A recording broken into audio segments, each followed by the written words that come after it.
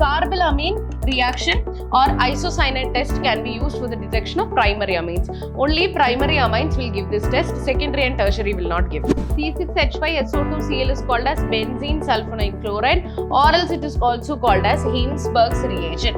In presence of bromine water, what is going to happen?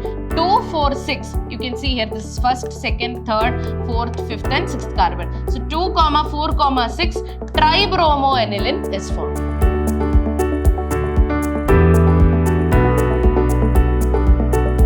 Hello everyone, this is Ambli Unnikrishnan from the Department of Chemistry. So today I am back with session 4 of the chapter Amines. So in the last session we discussed about the physical properties of amines, wherein we discussed solubility, boiling points and basic character of amines. So then there was a comparison between the basicity of aryl amines, alkylamines and ammonia, right? So that order of basicity also we studied in the last session. So in today's session we are going to discuss the chemical properties of amines. So we are going to study acylation reaction, carbylamine reaction, reaction with nitrous acid, reaction with benzene sulfonide chloride, and then electrophilic aromatic substitution reactions we are going to see, wherein bromination, nitration and sulfonation we are going to discuss. By that we will come to an end to the discussion of the chemical properties of amines, and then later the last topic of the chapter, that is diazonium salts, we will start in the next session, right?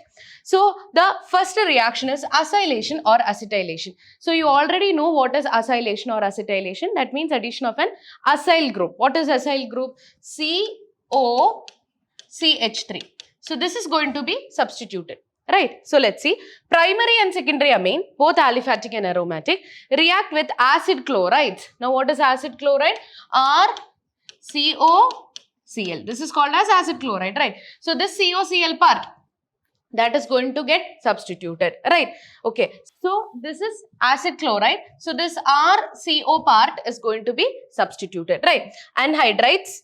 So it can be acid chlorides or acid anhydrides and ester by nucleophilic substitution reaction. This reaction is known as acylation. So either you can use an acid chloride or acid anhydride or an ester. In all these groups, COCH3 is present, or else we can say RCO, any R group can be present. It can be alkyl group or aryl group, right? Now the products obtained by acylation reaction are known as N-substituted amides. So what we are going to get here? Amides we are going to get, and they are N-substituted. Okay, now it is a reversible reaction. So let's see the reaction here. RNH2 is taken, which is a primary amine. So primary and secondary amines will undergo this reaction. Now what is going to happen? CH3COCl, that is RCOCl, what it is? An acid chloride, right? So acid chloride, or you can also call it as acyl chloride. Now what is going to happen here is this COCH3 part is going to get attached to this nitrogen. So you will get an N-substituted amide, right? And this Cl and one H will be removed from here.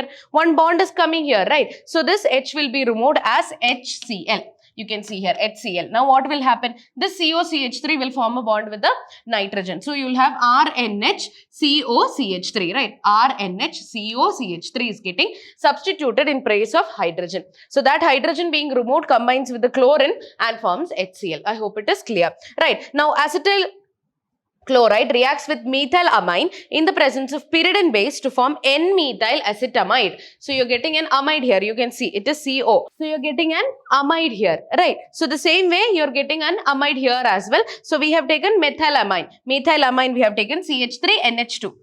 CH3NH2 is called as methylamine or methanamine, right? It is going to react with CH3COCl, again an acetyl chloride. Now what is going to happen? Again, one of this hydrogen atom is going to be substituted by the COCH3 group. Now what happens? This H and Cl will combine and form HCl. What will be left behind? CH3NH you are having and COCH3. So that is what you can see here, CH3NH, COCH3. That is N-methyl ethanamide. Clear? So why it is called N? Because the nitrogen atom is having that functional group. Clear? Now, moving on to the next part, that is diethylamine reacts with acetyl chloride in the presence of pyridine base to form NN-diethylethanamide. So, here we have taken methanamine. Here we are going to take diethylamine. Okay. So, you can see two alkyl groups are there and NH is there. That is a secondary amine, right? All these were examples of primary amine. This is a secondary amine. Secondary amine also undergoes the same reaction. Now, again it is going to react react with acyl chloride, what is going to happen? This hydrogen is going to be substituted by the COCH3 group and HCl will be removed. So what will be there? C2H5N, C2H5, COCH3 will be formed. Clear? That is C2H5N, C2H5, COCH3, HCl will be removed. That is NN diethyl ethanamide will be formed. Why it is called NN diethyl? Because on the same nitrogen atom, you have one ethyl group, another ethyl group. So NN diethyl. Clear? Now, aniline reacts with acetyl chloride in the presence of pyridine base to form N-phenyl ethanamide. So now let's consider an aryl amine also. So we have taken C6H5NH2. Wow, what is C6H5NH2? It is aniline, right? On benzene, you have NH2. This is called as aniline, right? So that is written in this format, C6H5NH2. Now what is going to happen? Again the same reaction. The COCH3 will share the electrons with nitrogen, and what is going to happen? One of this hydrogen atom will be replaced by the COCH3 and HCl will be removed. So what you are going to get? C6H5NH COCH3, right? C6H5NH COCH3 and HCl will be removed. That is N-phenyl ethanamide. I hope it is clear. Moving on to the next reaction, that is carbylamine reaction, which is a very important reaction. Okay, so when aliphatic and aromatic primary amines are heated with chloroform. So primary amines, it can be aliphatic or aromatic. They are heated with chloroform and ethanolic potassium hydroxide. Carbylamines or isocyanates. Carbylamines are also called as isocyanates are formed. This reaction is known as carbylamine reaction or isocyanate test. So the product you are going to get is called as carbylamine. Okay, that is why this reaction is called as carbylamine reaction. Okay, so now let's understand what is carbylamine. So this is used as a test for primary amines. So this is very important. Carbylamine reaction or isocyanate test can be used for the detection of primary amines. Only primary amines will give this test, secondary and tertiary will not give. So if a particular amine is giving this test, means that it is a primary amine. Clear? Now these carbylamines have very unpleasant odor. So when carbylamine is formed, you can detect it by the smell itself. It's going to be a very disturbing smell. Secondary and tertiary amines do not respond to this test. This reaction is used as a test for primary amine. So you can remember that secondary and tertiary amines will not give a test for this. Only primary will follow this test. So that is why it is used as a detection for the identification of primary amines. Let's see, RNH2, it's a primary amine. It is going to react with chloroform and ethanolic potassium hydroxide, right?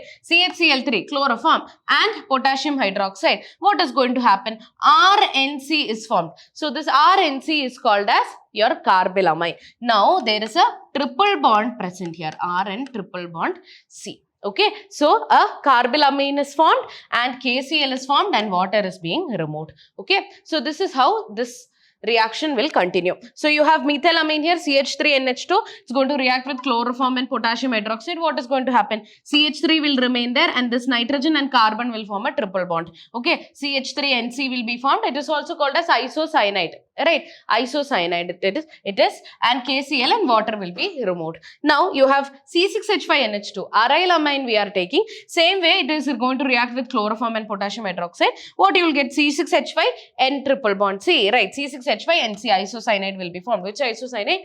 Phenyl isocyanide will be formed by the removal of KCl and water. So this is carbylamine reaction which is used as a test for primary amines. Now moving on to reaction with nitrous acid. Now what is nitrous acid? Nitrous acid is HNO2. HNO2 is called as nitrous acid.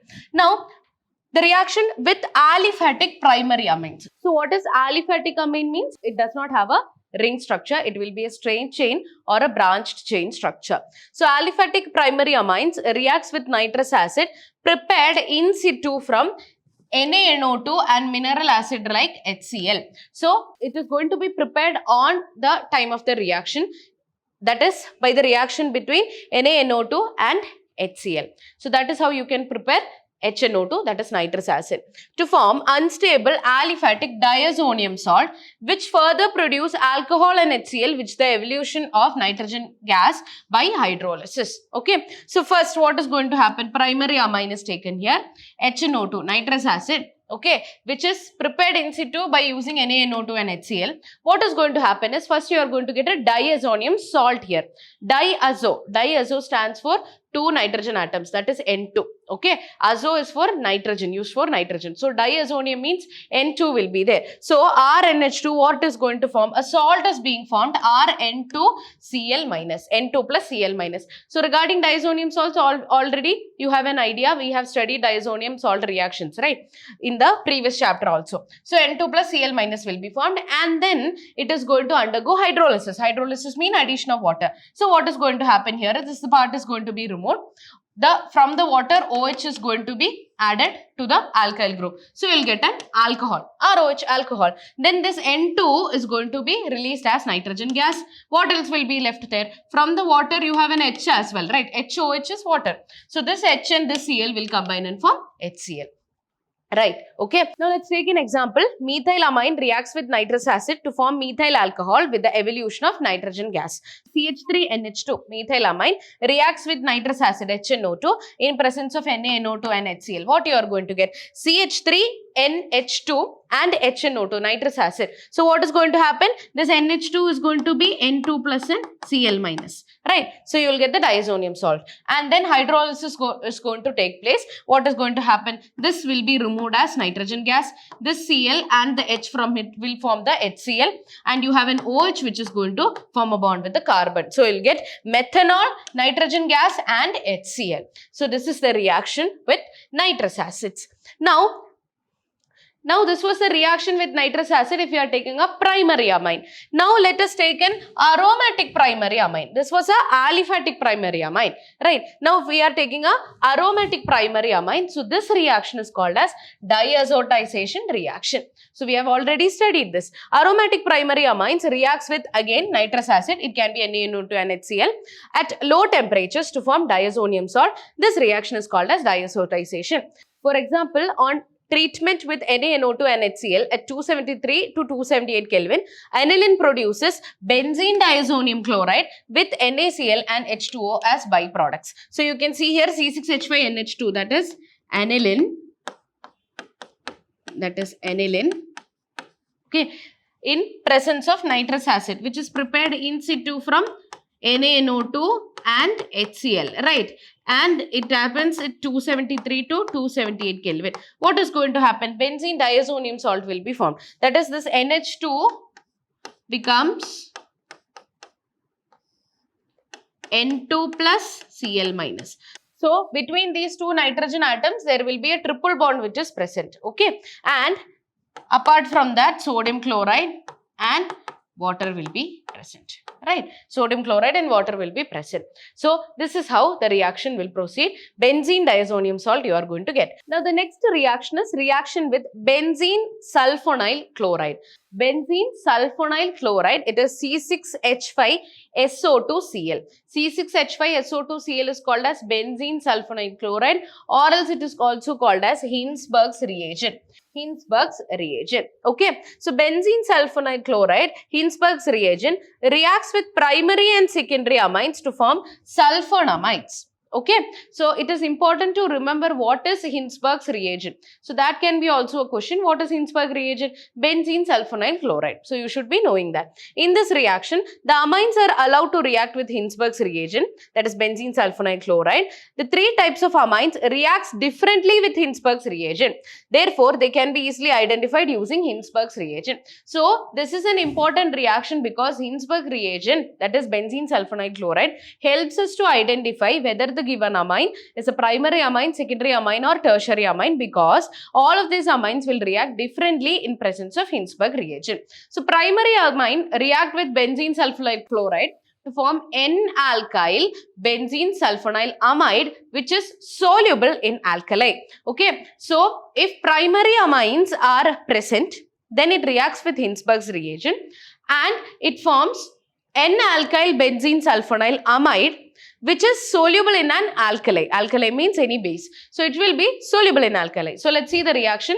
So this part, you can see benzene is here, SO2 is here, Cl is there. So this is your C6H5SO2Cl, Hinsberg's reagent, plus what we have taken here is a primary amine, C2H5NH2, right? It's a primary amine. So what is going to happen here is, from the amine hydrogen and from the benzene sulfonyl chloride, the HCl will be removed. So what is going to happen? This HCl will be removed and this much part will attach with the sulfur. So what you will get? The C6H5SO2 will be there and you will have NHC2H5. See, NHC2H5 by the removal of this HCl. Clear? So it's a simple reaction. So what is going to happen? N-ethyl benzene sulfonamide will be formed, which is soluble in alkali. Due to the presence of a strong electron withdrawing sulfonyl group in the sulfonamide, the hydrogen atom attached to the nitrogen can easily be released as a proton. So it is acidic and dissolves in alkali. So this hydrogen can be easily removed. Okay, so that is why easily this reaction will take place and it will be soluble in an alkali. Okay, so this is how primary amines will react with Hinsberg reagent. It will be soluble in alkali. Now moving on to secondary amines, it reacts with Hinsberg reagent to give sulfonamide itself, which is insoluble in alkali. So that is a difference between primary and secondary amine. Secondary amine will be insoluble in alkali, but the reaction will be same. You can see here. So you have your benzene sulfonyl chloride and C2H5, C2H5, NH. So that means you are having a diethyl amine, which is a secondary amine. Now what is going to happen? Again the same way HCl is going to be removed. So you will have C6H5SO2 and NC2H5, C2H5. So this is what you are going to get by the removal of HCl. That is NN diethyl benzene sulfonamide is formed, right? So what is going to happen? There is no hydrogen atom attached to the nitrogen atom in the sulfonamide. Therefore it is not acidic and insoluble in alkali. Okay. So if a substance is supposed to be acidic, means it has to have the tendency to donate its H plus ions. But in this case, the sulfonamide, there is no hydrogen atoms present. But here you have one hydrogen atom which is present, right? Therefore, it is acidic. So it will be soluble in alkali. But the sulfonamide formed here does not have any hydrogen atom to release. Okay, so that is why it is not acting as an acid. It is not acidic. Hence, it is of course not going to be soluble in an alkali. So that is how the difference would be. The primary and secondary amine. Now, on the other hand, tertiary amines do not react with Hinsberg reagent at all. Okay, so these are the three differences between primary, secondary and tertiary. In both the cases of primary and secondary, what will be formed? Sulfonamide will be formed. But primary will be soluble in alkali because it is acidic in nature. Secondary will not be soluble in alkali and tertiary will not give a reaction with Hinsberg reagent itself. So that's how you can differentiate primary, secondary and tertiary. So if in the question paper you see the question, which is the test used to differentiate between primary, secondary and tertiary amine, you can write this particular reaction. Now moving on to electrophilic aromatic substitution reaction. So we are going to study about electrophilic substitution. That means in an aromatic system, an electrophile is going to be substituted. So what are electrophile? Electrophile means which is having attraction towards negatively charged substances. So it itself will be positively charged, right? So aryl amines are very reactive towards electrophilic aromatic substitution reactions. This is because NH2, NHR2 and NR2 are very strong active groups and are ortho-para directing, gives ortho and para substituted products. So your amino group NH2 is ortho-para directing. So that you have to remember. So if an electrophile is added, okay, what is going to happen? It is going to be substituted in the para and ortho position. Okay, it's an ortho-para directing group. It's a powerful activating group and ortho-para directing. So let's take the first reaction, that is bromination. Bromination means what? Bromine group is going to be substituted. So aniline reacts with bromine water at room temperature to give a white precipitate of 2,4,6 tribromoaniline. So it's not different products you are getting. The ortho and para will be substituted in the same product itself. So you can see aniline and 3 moles of bromine we are going to take. In presence of bromine water, what is going to happen? 2, 4, 6. You can see here, this is first, second, third, fourth, fifth and sixth carbon. So 2, 4, 6 tribromoaniline is formed. Clear? Now that is about bromination. So it is going to be a white precipitate which is formed. Now in bromination itself, if you require a single substituted product, that means either in the ortho or para position only, this is a tri-substituted product that you are going to get. If you require a mono-substituted product, let's see how we can do that. Mono-substituted aniline derivative can be obtained by protecting amine group by substitution. Hydrolysis of substituted amide gives substituted amine. So let's see. Aniline we have taken. So CH3COCl, acid chloride is taken in presence of pyridine. What is going to happen? This acyl group is going to be added here by the removal of HCl. HCl will be removed. So we have already studied this reaction in acylation, right? So what you are going to get? NHCOCH3. So from this one hydrogen and HCl and Cl will be removed as HCl. So COCH3 is going to get attached with the nitrogen. So now what is happening? Now then we are going to react it with bromine. Okay, then what happens? The bromine is going to be substituted in the para position. It's going to get substituted in the para position. Now, again, if we are adding H plus or OH minus, hydrolysis is going to take place. What is going to happen? Here NH2 will come and this COCH3 and OH from the water will be added and form what? CH3COOH, and from water one H will be also there. No, that H will be attached here and you will get NH2 and the bromine here. Okay, so the COCH3. So the COCH3 and OH will form the acid here and you will get 4-bromoaniline. That is a single substituted or mono-substituted product you are going to get. So this is how you have to proceed. So directly when the aromatic amine reacts with bromine water, what is going to happen? You will get a tri-substituted product. But if you require a mono-substituted product, first you have to react it with acetyl chloride and it forms the substituted product, that is N-phenylethanamide, and further it undergoes hydrolysis and forms the para substituted product. Now the next one is nitration. So we are going to add a nitro group, substituting a nitro group. Direct nitration of aniline with nitric acid gives a complex mixture of mono, di and trinitro compounds and oxidation products. If direct nitration of amine is carried out in the presence of a mixture of concentrated HNO3 and concentrated H2SO4, that is called as a nitrating mixture, right? Aniline gets protonated to form anilinium ion, which is meta-directing. Hence, nitration of aniline gives meta-derivative along with ortho and para.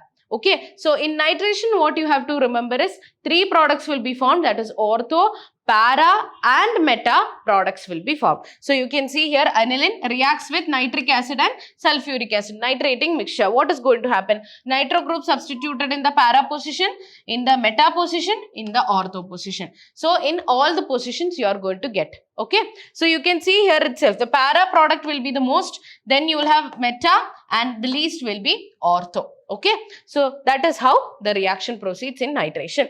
Now mono-substituted aniline derivative can be obtained by protecting amine group by acetylation with acetyl chloride. The same way which we have done for bromination, same way first we have to protect the amino group and then the further reaction can take place. Then carry out the desired substitution followed by hydrolysis of the substituted amine to the substituted amine will be formed. Thus, nitration of aniline is carried out by first protecting amino group by acetylation with acetic anhydride.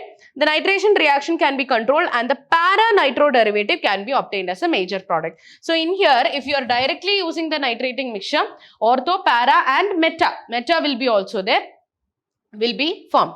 But if you require a mono-substituted product, what you are going to do? First, it is going to react with acetyl chloride. So, what is going to happen? One hydrogen will be removed as HCl and you will get NHCOCH3. Okay, now we are going to react it with nitric acid. So, first acetyl chloride, you will get a N-phenylethanamide will be formed. Now it is going to react with nitric acid. What you are going to get? The nitro group will be substituted in the para position. Now you require only NH2 here, right? Aniline should be there. So what is that you are going to add? H2O you are going to add. So this will be removed as CH3COOH, right? OH will be added here. So you will get what?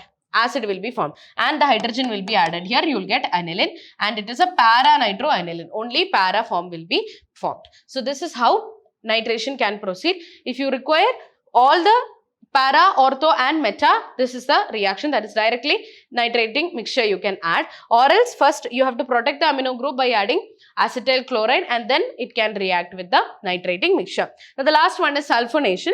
Aniline reacts with concentrated sulfuric acid to form anilinium hydrogen sulfate, which on heating with sulfuric acid produces para-aminobenzene sulfonic acid, commonly known as sulfanilic acid, as the major product. Okay, so let's see here, aniline reacts with sulfuric acid. What is that you are going to get? NH3HSO4 minus. H2SO4 I am adding.